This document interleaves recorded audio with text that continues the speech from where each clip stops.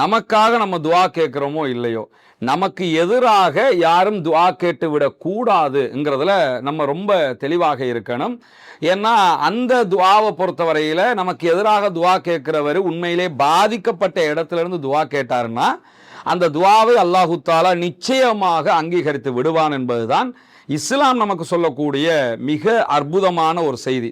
ஏன்னா எந்த மார்க்கத்திலையும் மதத்திலையும் இப்படியான செய்திகளை நம்ம பார்க்க முடியாது, இஸ்லாத்தில் நம்ம பார்க்க முடியும். நபிகள் நாயகம் ஸல்லல்லாஹு அலைஹி வஸல்லம் அவங்க அழகான ஒரு செய்தியை சொல்றாங்க. என்னன்னு கேட்டா, இத்தகு தாவத்தல் மதுலும், பாதிக்கப்பட்டவனுடைய துவாவுக்கு நீங்க பயப்பட்டுக்கிறங்க, அஞ்சுக்கிறங்க அப்படின்னு சொல்லிட்டு இன்னொரு செய்தியில வலவுக்கான காஃபிரன், அவங்க காஃபிராகவே இருந்தாலும் சரியே அப்படிங்கிறாங்க. அப்ப ஒரு பாதிக்கப்பட்டவர் காஃபிரா இருக்கிறாரு, பாதிப்பை உண்டாக்கினவர் முஸ்லிமா இருக்கிறாரு. இப்ப நான் முஸ்லிமு, பாதிக்கப்பட்டவர் காஃபிரா இருக்கிறாருன்னு வைங்களேன், அவர் யார்கிட்ட துவா கேட்பாரு? அல்லாஹ்ட்ட துவா கேட்பாரு?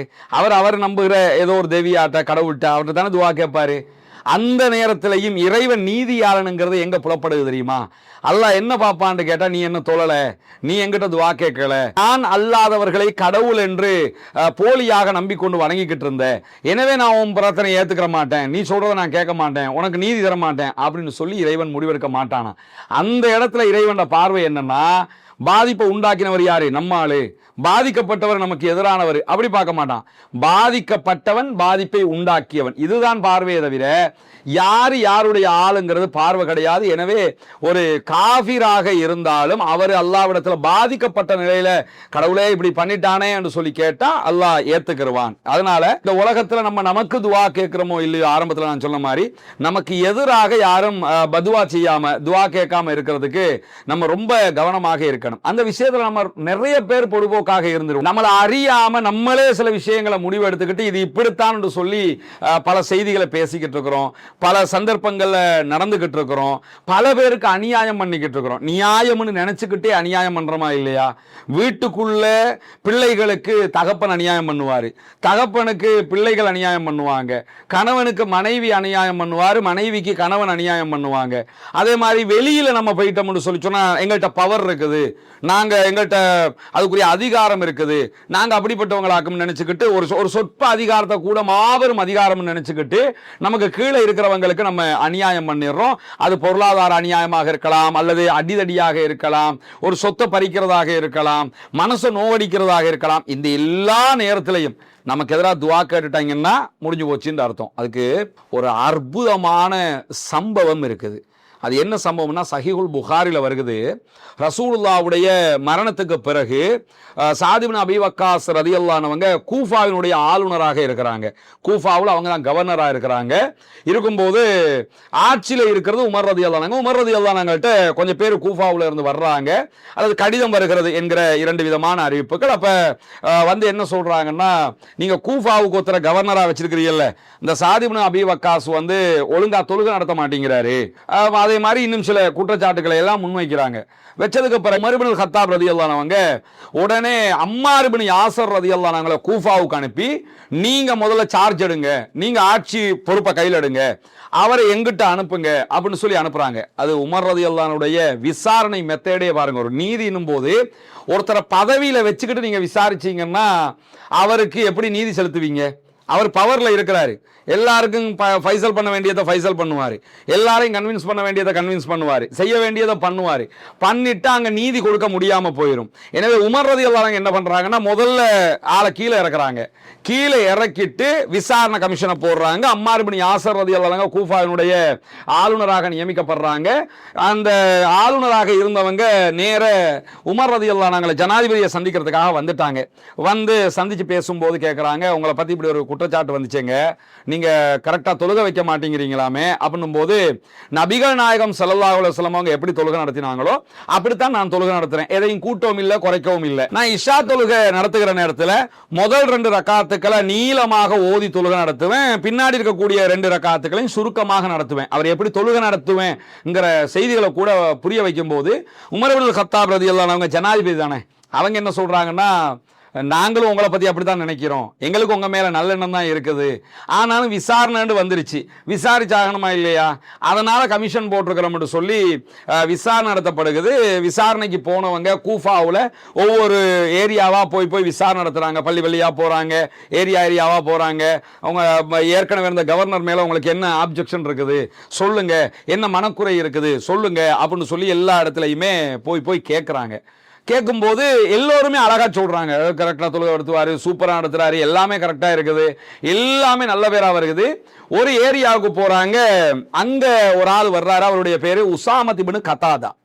அவர் என்ன பண்றாருன்னு கேட்டா சொல்றாரு, நீங்க கேட்கறதுக்காக நான் உங்களுக்கு சொல்றேன், அவரா சொல்லலையாம், கேட்கறதுக்காக சொல்றாராம்.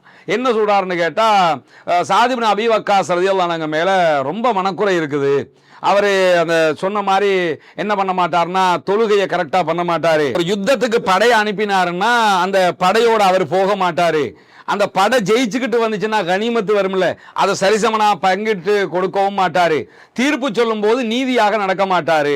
இப்படி 4 குற்றச்சாட்டு, தொழுகை பத்தி குற்றச்சாட்டு, தீர்ப்பளிக்கும் போது நீதியாக நடக்க மாட்டாருன்னு குற்றச்சாட்டு, படையோட போக மாட்டாருன்னு குற்றச்சாட்டு, அதே மாதிரி படை ஜெயிச்சுட்டு வந்துட்டுனா கனிமத்துகளை கரெக்டா பங்கிட மாட்டாரு.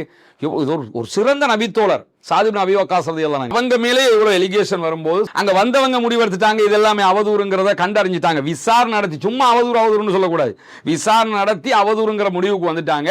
வந்ததுக்கு பிறகு பாதிக்கப்பட்ட இடத்துல இப்ப இருக்கிறது யாரு, சாத் இப்னு அபீ வக்காஸ் ரலியல்லாஹு அன்ஹு தானே. அவங்க என்ன பண்றாங்கன்னு கேட்டா உடனே ஒரு பிரார்த்தனை பண்றாங்க, நான் 3 பிரார்த்தனை உனக்கு எதிராக பண்ணுவேன் அப்படின்னு சொல்லிட்டு என்ன பண்றாங்கன்னு கேட்டா, அல்லாஹும்ம இன்கான அப்துக ஹாதா காதிபன் காமரியான் வ சுமாத்தன், இறைவா இந்த உன்னுடைய அடியான் இந்த உசாமத் இப்னு கதாதா இருக்கிறார்ல, அவரு பொய்யராக இருக்கிறார், அவர் சொன்ன குற்றச்சாட்டு எல்லாமே பொய், ஆனா காம ரியான் வ சுமாத்தன், அந்த ஃபேமஸுக்காக இவருக்கு நாங்க எலிகேஷன் சொல்லிட்டோம் அப்படின்னு சொல்லி அந்த பேர் எடுக்கிறதுக்காகத்தான் அவர் பண்ணி இருக்கிறாரு. எனவே நான் இவருக்கு எதிராக 3 பிரார்த்தனைகளை பண்றேன் அப்படின்னு சொல்லிட்டு அல்லாஹ்விடத்துல கையேந்தி பிரார்த்தனை பண்றாரு. ஃபாத்தில் உம்ரஹு, இறைவா இவருக்கு நீண்ட ஆயுள கொடுத்துரு அப்படிங்கிறாரு. ஃபர்ஸ்ட் பிரார்த்தனையை பொறுத்தவரை பார்க்கறதுக்கு ரொம்ப சூப்பர் மாதிரி தான் தெரியும், பின்னாடி பார்த்துக்கிறேங்க. இரண்டாவது என்ன சொல்றாருன்னு கேட்டா வாத்தில் ஃபக்ரஹு, அவருக்கு வறுமையை கொடுத்துரு அப்படிங்கிறாரு. ஃபர்ஸ்ட் அழகா இருந்ததா, ரெண்டாவது எப்படி இருக்குது, மூன்றாவது என்ன சொல்றாருன்னு கேட்டா வஅர்ரிஹு பில் ஃபிதன், அவருக்கு நிறைய சோதனைகளை கொடுத்துரு அப்படின்னு சொல்லி பிரார்த்தனை பண்றாரு. இதுல முதலாவது பிரார்த்தனை மட்டும் தான் பார்க்கிறதுக்கு நீண்ட ஆயுள், 60 வயசுல மௌத்தா போயிருவோம்னு நினைச்சா நீண்ட ஆயுள கொடுங்கன்னு துவா பண்ணிட்டாரு அப்படின்ற மாதிரி தெரியும். நீண்ட ஆயுள கொடுத்து சாப்பிட்றதுக்கு வழி இல்லாம ஏழ்மைத்தனத்தை ஃபக்ரை கொடுத்து வறுமையை கொடுத்து நிறைய சோதனைகளையும் கொடுத்தா அந்த நீண்ட ஆயுளால என்னங்க பலன் இருக்க போகுது? ரொம்ப காலம் வாழ்றோம், வீல் சேர்லையாவது வாழ்ந்துட்டு போறதுக்கு பணம் இருக்கணும்ல, செல்வாக்கு இருக்கணும்ல, அதிகாரம் இருக்கணும்ல, ஏதாவது இருந்தா தானே அப்படி வாழ முடியும். அப்படி வாழ முடியாம எப்ப போகும்னு கேட்டா நீண்ட ஆயுள கொடுத்துரு அப்படின்னு சொல்லிட்டு அவருக்கு வறுமை வந்துருச்சு. அப்ப எப்படி வாழ்றது? சாப்பிட வழி இல்லை, நடக்க முடியாது, ஒண்ணுமே பண்ண முடியாத நிலைமை வந்துடும். நிறைய சோதனைகளை கொடுத்துரு அப்படின்னு முடிய பிற்காலத்தில் நபித்தோழர்கள் சொல்லுகிறார்கள், உசாமத் இப்னு கதாதாவுடைய நிலைமை எப்படி இருந்ததுன்னு கேட்டா அவருக்கு கண் பார்வை போயிருச்சு. 100 வருஷத்துக்கு மேல அவரு வாழ்ந்தார். இந்த புருவ முடி இப்படி தொங்கி வளர்ற மாதிரி பார்த்திருக்கீங்களா? பெரும்பாலும் கிடையாதுல்ல. இந்த முடியெல்லாம் தொங்குமா? அப்ப என்னன்னா நீண்ட காலம் வாழ்ந்தா தான் இந்த புருவ முடியெல்லாம் தொங்குற அளவுக்கு வாழ முடியும். அந்த அளவுக்கு அவர் ரொம்ப வயோதிகராக வாழ்ந்திருக்கிறார். கண் பார்வை கிடையாது, அப்படி எங்கேயா தொட்டு தொட்டு தான் போகணும். அவர் கேட்ட மாதிரியே அவர் இந்த உலகத்திலேயே பாதிக்கப்பட்டிருக்கிறாரு. அப்ப அவர் பாதிக்கப்பட்டிருக்காருங்கிறதுக்கே ஆதாரம் என்னன்னு கேட்டா அந்த நபிமொழியிலே வரும் சஹீஹுல் புகாரியில அவரே சொல்லுவார், அசாபத்னி தஅவத சாதின், சாத் ரலியல்லாஹு அன்ஹு எனக்கு எதிராக கேட்ட துஆ பலிச்சிருச்சு அப்படின்னு சொல்லி அவரே சொல்லுவாரு. அப்படிங்கிற செய்தியை சஹீஹுல் புகாரியில நம்ம பார்க்க முடியுது. இந்த செய்தி நமக்கு தருகிற படிப்பு என்ன தெரியுமா? யாருக்கும் நீங்க பதுவாவை வாங்குற இடத்துல இருக்காதீங்க, யாருக்கும் அநியாயம் செய்யாதீங்க. யாருடைய அநியாயத்துக்காவது காரணம் ஆயிட்டீங்கன்னு சொன்னா அவங்க நமக்கு எதிராக துவா பண்ணிட்டாங்கன்னு சொல்லி சொன்னா அந்த துவா இந்த உலகத்துல எப்படி சாத் இப்னு அபீ வக்காஸ் ரலியல்லாஹு அன்ஹு துவாவுக்கு ஒரு ரியாக்ஷன் இருந்ததோ அது மாதிரியான ரியாக்ஷன்கள் வந்ததுன்னு சொன்னா நம்மளால தாங்க முடியாம போயிடும். எனவே வாழுகிற காலத்துல எந்த ஒரு மனிதனோடும் அந்நியோன்யமாக பழகிறதுக்கு, விட்டு கொடுத்து பழகிறதுக்கு சின்ன சின்ன விஷயங்கள், இன்னைக்கு சீரியஸா இருக்கிற ஒரு விஷயம் இன்னொரு 10 நாளைக்கு பிறகு அந்த சீரியஸே இல்லாம போயிடும், காமெடியானதாக கூட மாறிடும். ஒரு 4 வருஷத்துக்கு முன்னாடி சீரியஸா இருந்த ஒரு விஷயத்தை இப்ப யோசிச்சு பாருங்க, இதெல்லாம் தேவையா நமக்குங்கிற அளவுக்கு இருக்குதா இல்லையா?